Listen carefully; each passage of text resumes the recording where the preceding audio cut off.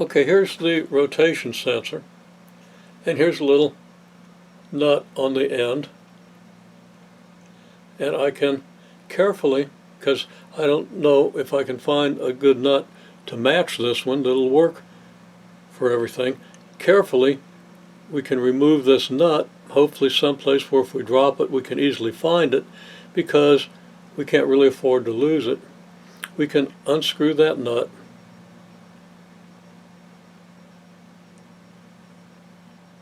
carefully, turning it and then turning it back a little so it doesn't accidentally fall out,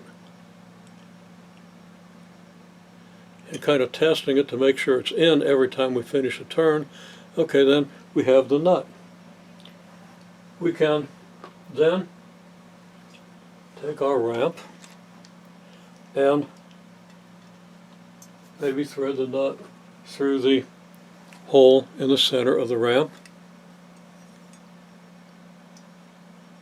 Again, carefully, because it gets a little clumsy here. Now y'all probably have better dexterity than I've got left, but there we go. It's through. Now if I align, where's my camera? Okay. If I align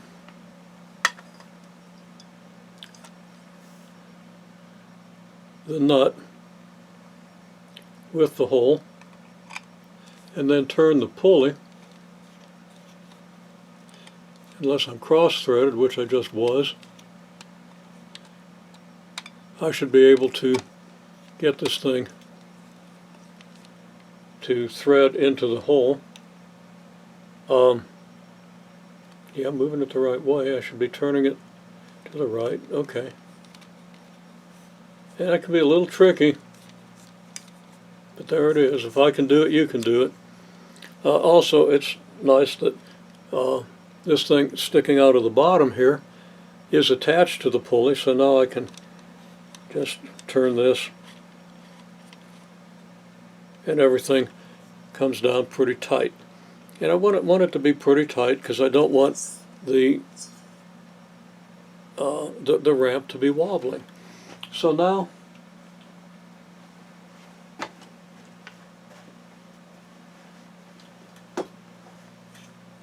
and I'm calling this thing the ramp. It was a ramp, but now it's a beam. Okay, now the beam is here, so get my face out of the way, and this thing rotates in a way that's very familiar to you.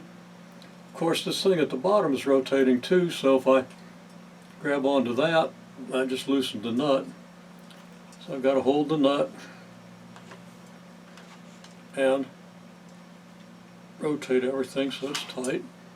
Okay, so there it is. Now, that's great, but I don't have to hold this. I also want it to stay level. So I take 2 books of equal thickness, if you can find 2 books of equal thickness. Or if you got some lumber laying around, you can stack some pieces of wood or whatever. Or if you got a brick would work great. And I've got bricks, but I didn't want to show off by using my bricks. Okay, so here we have it, but I noticed that it's a little low here, that the books aren't quite right, so I'm going to shim it. Now I happen to have some ancient floppy disks laying around, so I can get that to where it's pretty level. Just check that with my shelves, which are pretty level. I was fairly careful when I leveled them. Okay, so now we've got the ability to rotate the beam, and we can measure its acceleration, and we know how to do that because I don't have to explain it. Another thing we can do, of course, is we can make a change to this beam. Take 2 magnets,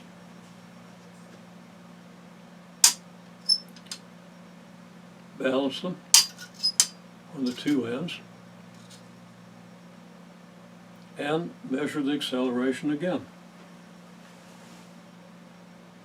And to measure the acceleration, you just have to know how many rotations this thing goes through and how long, and you can pretty much time this at your leisure. You don't even really need a lap timer to do this, although it would be interesting using the lap timer to click the lap timer every time one of these things points at you. Then you would have some data that you can copy into a text file and manipulate with Excel or anything else when and if the need comes up. So it'd be good to have that data. That wouldn't interfere with anything that you really need to do. So that's my recommendation, that you time this with a lap timer. If you don't know how a lap timer works, just start clicking. It becomes obvious. I probably don't need to instruct you on that, but if you're not sure, you can email me. Okay, so we can do that. Take a couple of minutes to get data. Then we can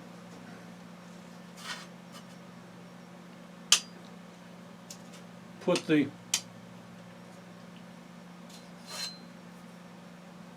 magnets at the center and do the same thing. Okay, as long as you get at least 10 or 12 rotations with pretty accurate timing, you're going to be able to see if there's a difference in the acceleration. Okay, well also,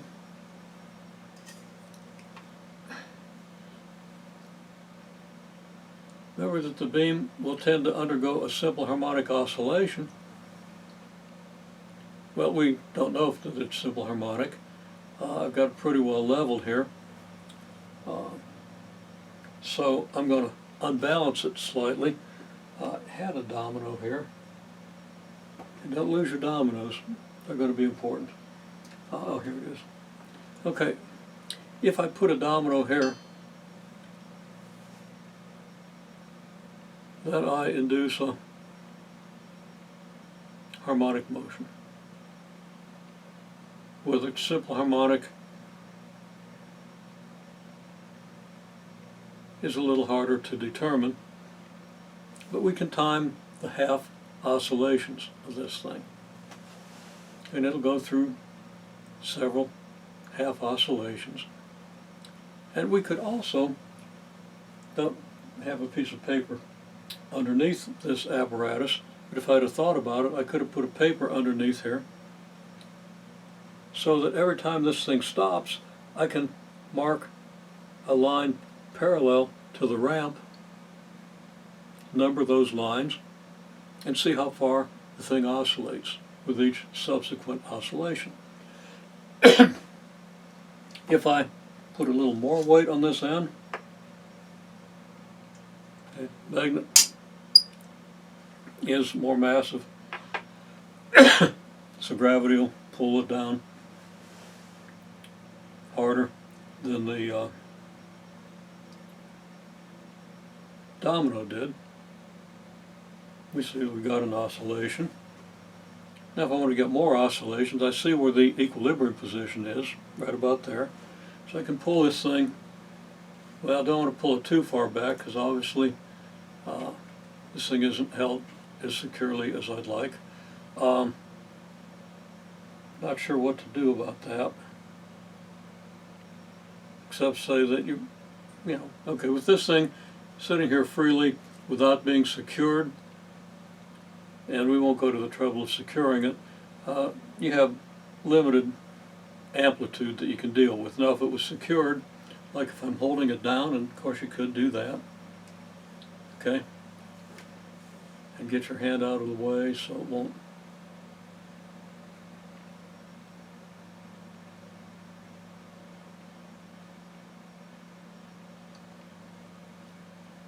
you get a big oscillation, almost a complete cycle. Of course, I've changed the angle of this thing and holding it down because it's hard to get my fingers in there. And most of you have fatter fingers than I do because I've got pretty thin fingers, so it might be difficult to do that. Now I'm holding it down pretty securely on both sides, and